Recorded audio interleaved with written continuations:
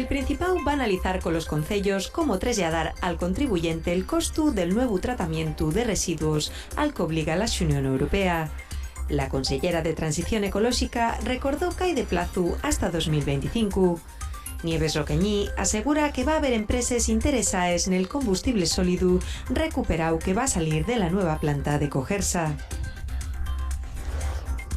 Los precios subieron en octubre un 3,5%. Y la misma subida que de septiembre. El dato confirma un enclín a la estabilización de los precios que se atribuye a la bajada en los carburantes y a que los alimentos subieron menos.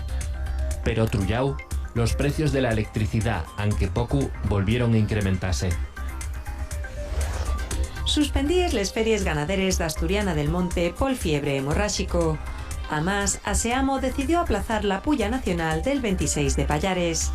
La Consellería detectó 5 focos con 15 animales afectados, después de analizar 28 pruebas.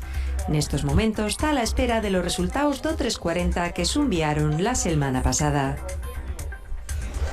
La parroquia de Tormaleo, Nibias, quedó en sin agua potable por un problema con el clorú. El concello empezó a repartir agua embotellada entre los vecinos y pide procuru mientras se soluciona el problema. La Fiscalía pide de 10 a 19 años de cárcel y 40 millones de euros de multa para 4 hombres acusados de pertenecer a una red de narcobuzos que quisieron introducir 72 kilos de cocaína pel puerto de Avilés.